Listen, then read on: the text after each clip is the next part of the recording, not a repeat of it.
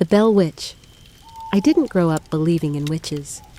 I grew up believing in history books, in dusty plaques on the side of rural roads, in the kind of local stories people told because they needed something interesting to fill the space between church on Sunday and work on Monday. I believed in things you could point to. Old homes, old cemeteries, old family names. If someone said a place was haunted, I assumed it was marketing or nostalgia or boredom. That was how I felt when my friend Caleb asked if I wanted to take a weekend trip to Tennessee. Robertson County, he said, near Adams. You'll like it. It's quiet, pretty, and there's, you know. He didn't say the name at first, like saying it out loud might change something. The Bell Witch, he finally added. I laughed. That's your pitch? It's not just a story, Caleb said. It's one of the biggest haunting cases in American history. People still talk about it like it's alive. I'm sure they do, I said. People talk about Bigfoot like he files taxes. Caleb didn't laugh. Come on, just go. You've been stressed. We'll drive, stay 2 nights, hit some local spots. If it's nothing, we still get a break. I should have said no, but I was exhausted, and a change of scenery sounded good, and I didn't want to admit that part of me was curious. So I agreed. We drove down on a Friday, the roads stretching wider and emptier as we left the city behind. The air felt different by the time we reached Robertson County, cooler, heavier, as if the land held onto old stories the way damp wood holds onto smoke. Adams was small, smaller than I expected. A handful of buildings, a few quiet roads, fields that rolled gently under a pale sky. The kind of place where the past felt close, not because it was romantic, but because nothing had replaced it. We checked into a modest rental not far from town. It wasn't a cabin in the woods or an old farmhouse with creaking floors. It was just a normal place, clean, practical, forgettable. That should have made me feel safer. Instead, the normalcy felt like thin fabric stretched over something deeper. That evening, we went to a diner where the coffee tasted burnt and the pie tasted like someone's grandmother still cared. The waitress heard us mention Bell Witch, and her smile tightened. You boys be careful, she said, not joking. Caleb grinned like a kid. We're just visiting. We're not trying to mess with anything. The waitress didn't look reassured. That's what folks always say, she replied. Then she glanced past us toward the windows, like she expected to see someone standing outside in the dark. When we left, Caleb was buzzing with excitement. He talked about the story like he'd memorized it. The Bell family, early 1800s, strange voices, knocking, objects moving, a witch that could talk, sing hymns, quote scripture, and torment one specific person, John Bell. I had heard the basics before. Everyone has, even if they don't realize it. It's one of those American haunting stories that seeps into everything. Books, documentaries, campfire retellings, late-night radio. The details shift depending on who's telling it, but the bones stay the same. A family, a home, a presence that grew bolder, a witch that wouldn't leave. We drove past the rural roads where the Bell farm used to be. The land looked ordinary, trees, fields, the soft rise and fall of hills. If you didn't know the story, you'd never guess anything happened there that people still talked about 200 years later. Caleb wanted to go to the cave. They call it the Bell Witch Cave, and even if you don't believe in anything, the place has a gravity to it. A dark opening in the earth that looks like a mouth. The kind of place that makes you lower your voice without realizing. But it was late, and we didn't have a tour scheduled, so we decided to go the next day. Back at the rental, we opened beers, turned on the TV, and tried to act like it was any other weekend trip. Around midnight, Caleb yawned and stood up. Tomorrow. he said, stretching. We do the cave. We do the whole thing. Maybe we record some audio. Sure, I said. And if we hear a ghost, we'll invite it to pay for gas. He smirked, then went to his room. I stayed up a little longer, scrolling on my phone, looking at pictures of the area, reading old accounts for entertainment. Some of them were ridiculous. Some of them were unsettling in a way that didn't depend on belief. Not because they described monsters, but because they described normal people losing control of their own homes. A knock in the wall that answered questions. A voice that knew private thoughts. Hands slapping faces in the dark. A presence that could be kind one moment and cruel the next, like it enjoyed proving it could choose. I put the phone down and turned off the lamp. The darkness settled. That was when I heard the first sound. A soft tapping. Not loud, not dramatic, not a bang. A tap, like a fingernail against wood. I held my breath. Tap, tap. It came from the hallway outside my room. I told myself it was the house settling. Pipes, air vents, a branch against the siding. But it wasn't random. It had rhythm. 3 taps, a pause, 2 taps, like a pattern. I sat up slowly, listening. The tapping stopped. Then a whisper slipped through the darkness, so faint I almost thought I imagined it. Not words I could understand, just the shape of speech. A voice in the hallway, too soft to be useful, too close to ignore. My skin prickled. "Caleb?" I called quietly. No answer. I got out of bed and opened my door a crack. The hallway was dark. The living room beyond it was darker. Nothing moved. I stared until my eyes adjusted. There was no one standing there. No shadow that didn't belong. No shape at the end of the hall. I shut the door and locked it, laughing quietly at myself. "You're tired," I muttered. I got back into bed, and almost immediately the tapping started again. This time, it came from inside my room, from the wall above the headboard. Tap, tap, tap. I sat up so fast my heart lurched. I pressed my palm against the wall. The tapping stopped beneath my hand, like it had felt me touch it.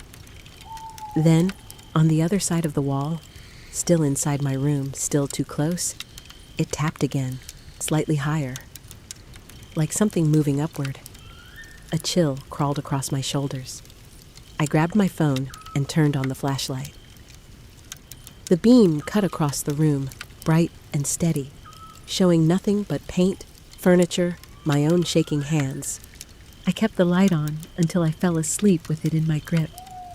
In the morning, I woke to sunlight and the normal sounds of a small town. A car passing, a dog barking, birds chattering as if the night had never happened. Caleb was in the kitchen, making coffee, cheerful. "You sleep?" he asked. "Yeah," I lied automatically. He grinned. "I slept like a rock. Guess the witch didn't want me." I stared at him. "You didn't hear anything?" "What, like knocks?" he asked, laughing. "No, nothing. Dude, you don't actually think—" "I heard tapping," I admitted. Caleb's smile widened, delighted. "See? You're sensitive. That's why I brought you." "I'm not sensitive," I said. "I'm exhausted." He poured coffee and kept talking, energized. "Okay, today we do the cave tour. We hear the history. We get the vibes. Tonight we sit outside and see if anything happens. I thought you said we weren't messing with anything." "We're not," he said quickly. "We're just observing." We drove out late morning. The sky was pale blue, the air cool and clean. The road to the cave took us past quiet stretches of land. Trees leaned over the road in places, branches forming tunnels of shadow even in daylight. We arrived at the property and joined a small group for the tour. The guide was friendly but serious, the way people get when they've answered the same questions 1,000 times and still don't want to disrespect the subject. He told the story with practiced rhythm. The Bell family's early settlement, the first strange occurrences in 1817, the voice that grew stronger, the physical attacks, the way the entity seemed to focus on John Bell and his daughter Betsy. He spoke about how it imitated voices, how it could be invisible or loud, how it played tricks and delivered threats. Some people in the group laughed nervously. Some recorded everything with their phones. Some looked uneasy. I watched the guide's face as he spoke. He had the expression of someone repeating facts he'd been forced to accept. Then we reached the cave. The opening was smaller than I expected, the darkness inside thicker than it had any right to be. Cold air breathed out of it, carrying the smell of wet stone. As the guide talked about the legend, how the Bell Witch was said to live in or near the cave, how strange noises had been heard there for generations, I felt my neck tighten. Not fear, attention, like the dark inside the cave had noticed us. Caleb leaned toward me. "Feel that?" he whispered, excited. "Feel what?" I whispered back. He grinned. "Like we're being watched." I forced a laugh. We didn't go deep into the cave, just far enough to see the stone walls glisten. The guide pointed out rough formations, a bend where the tunnel narrowed. Then he told us something I hadn't heard before. "People think the story ends with John Bell's death," he said. "But accounts say the entity didn't leave. It said it would return, and every so often people claim it does." He paused, letting the words hang. "And there's one thing everyone agrees on," he added, "whether they believe or not." "What?" someone asked. The guide looked at us calmly. "If you talk about it too lightly," he said, "it gets louder." Caleb laughed. So we should be respectful." The guide's gaze flicked to him. "Yes," he said, "you should." We left after the tour, Caleb still riding the thrill of it, me quieter than I wanted to admit. On the drive back, Caleb kept talking about the story like it was entertainment, a puzzle. "I mean, it's probably just folklore," he said. "But wouldn't it be insane if we got something? Like a clear voice on recording?" "Don't," I said. He glanced at me. "Don't what?" "Don't provoke it," I said, then immediately regretted how it sounded. Caleb chuckled. "You're spooked." "I'm tired," I said again, even though I was starting to realize exhaustion didn't explain everything. We got back to the rental in late afternoon. The sun angled low, throwing long shadows across the porch. Inside, the house felt normal.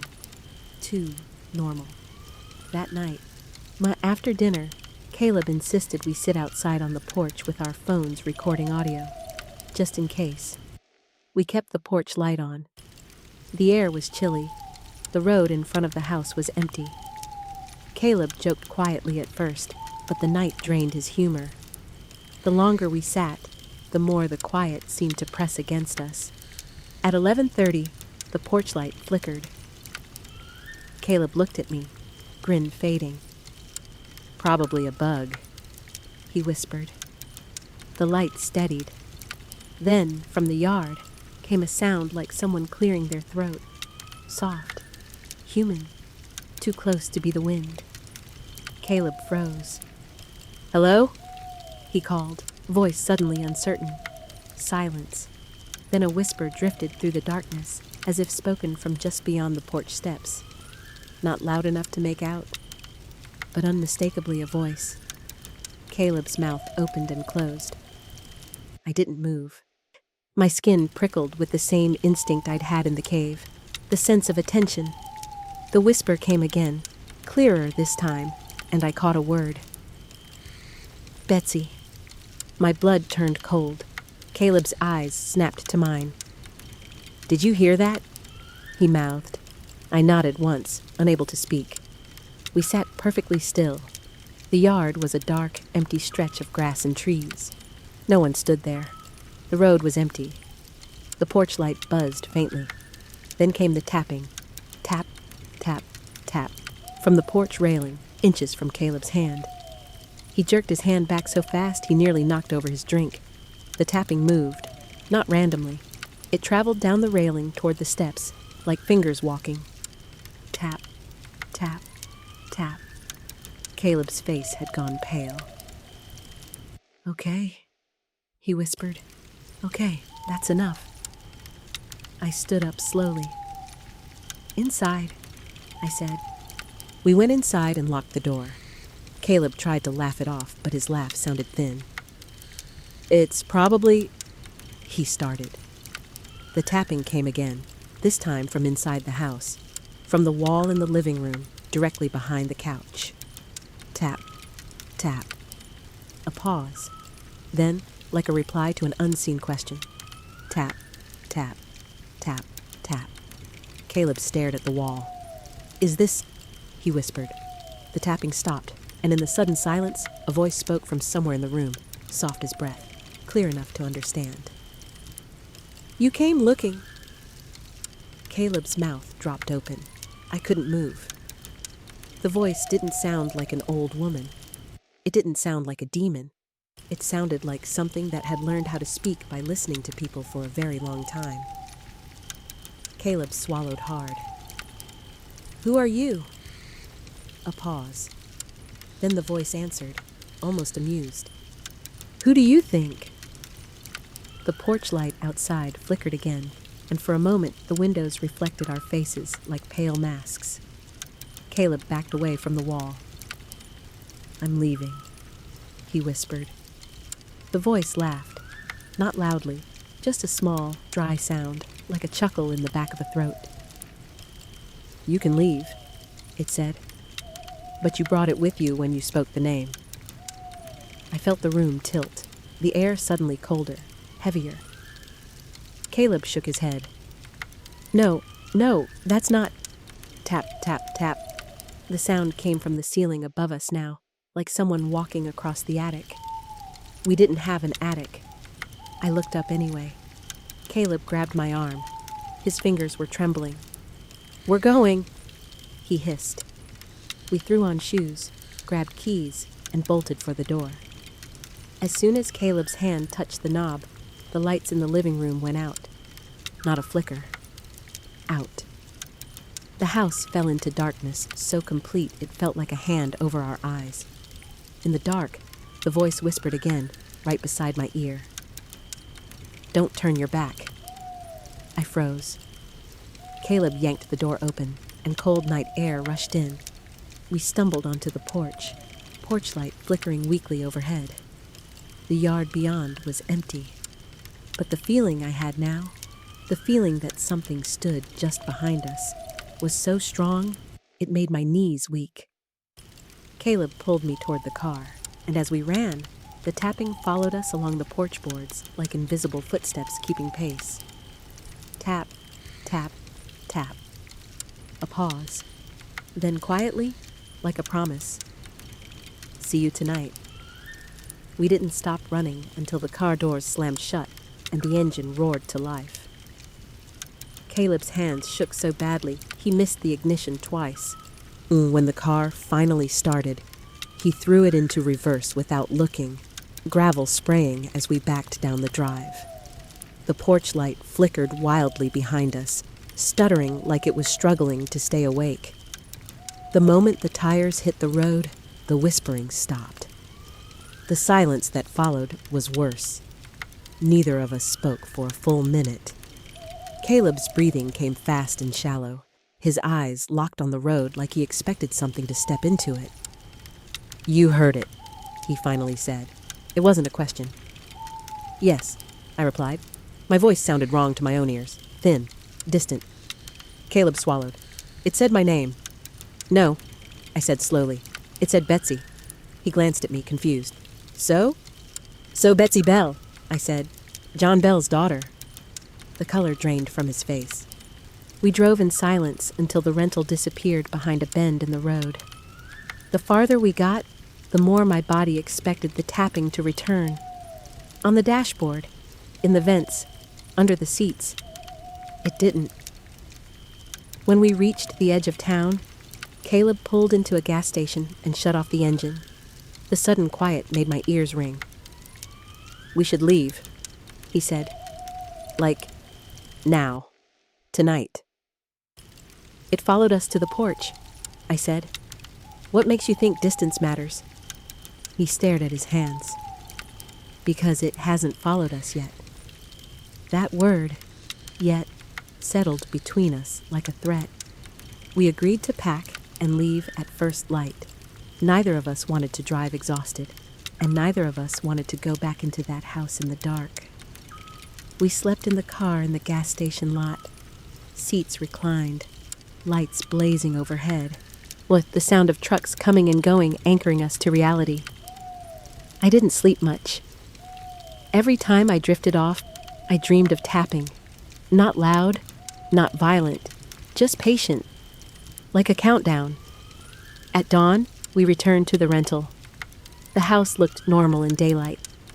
Too normal. The porch boards were still, the yard empty. No sign that anything had happened at all. Inside, everything was exactly as we'd left it. No overturned furniture, no marks on the walls. No proof that the night before had been anything but a shared hallucination. Except for one thing. On the living room wall, behind where the couch had been, 4 small marks darkened the paint.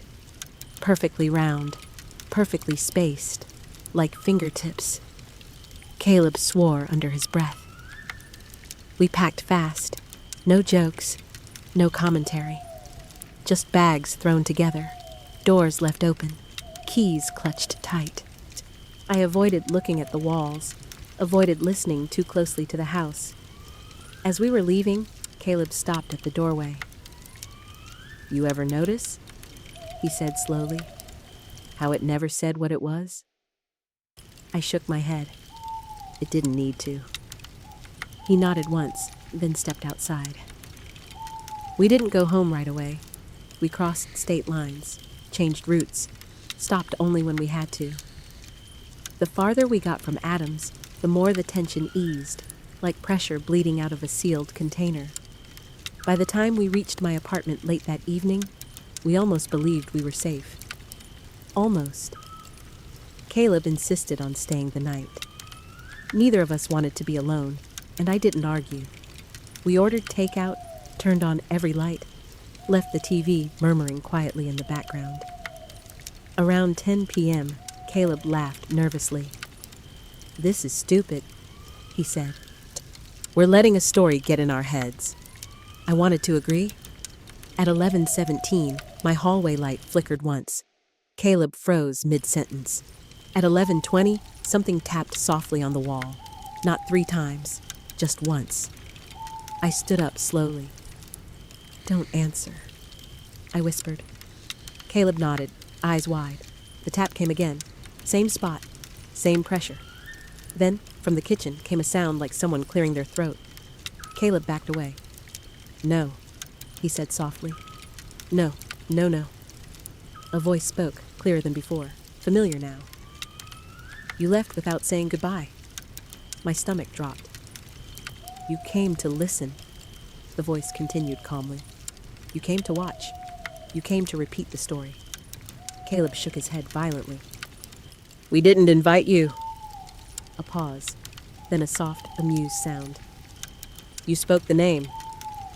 The tapping resumed, moving along the wall toward us. Slow and deliberate. Tap, tap, tap. I felt it again, that pressure between my shoulders, the unmistakable sense of something standing just behind me.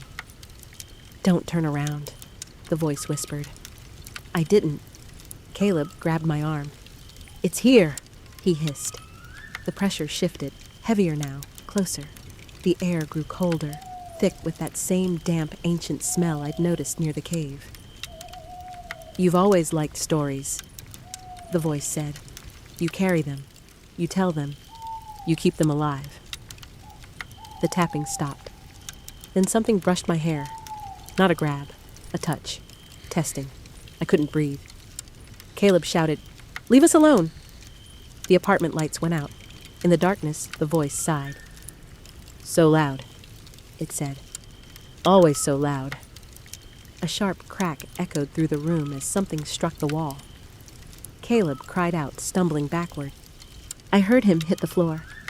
I dropped beside him, hands searching in the dark. He was shaking, gasping.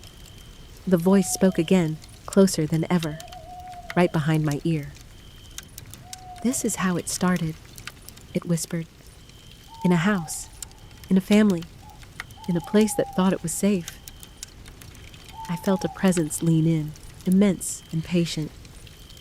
And this is how it continues. I don't remember making the decision. I only remember saying the words. Stop, I said, voice shaking but loud. You want attention? You want fear? You're not getting it. The presence paused. The pressure eased slightly. I kept going, heart hammering. You're a story. That's all you are. You exist because people repeat you. The air seemed to ripple. The voice changed. Not angry, curious. Then why do you still feel me? I swallowed hard. Because stories don't disappear, I said. They fade when people stop listening. Silence filled the apartment. The pressure lifted. The cold receded. When the lights came back on, Caleb and I lay on the floor alone, gasping, drenched in sweat. Nothing else moved. Caleb didn't stay after that. He moved out of state within a month. We don't talk much anymore. When we do, we avoid certain topics, like circling a wound that never fully healed. As for me, I stopped chasing stories. I don't read about hauntings late at night anymore. I don't watch documentaries that treat suffering like entertainment. I don't speak certain names out loud, because sometimes, late, when the world is quiet and I let my thoughts wander too close to that place, I hear it, a faint tapping, not angry, not urgent, just patient, waiting for someone new to listen. If you're hearing this story now, remember one thing. Some legends don't want belief. They want attention. If you enjoyed this story and want to hear more long-form haunted tales, subscribe to American Haunted Tales and stay with us for the next story. You have been listening to American Haunted Tales. Thank you for watching.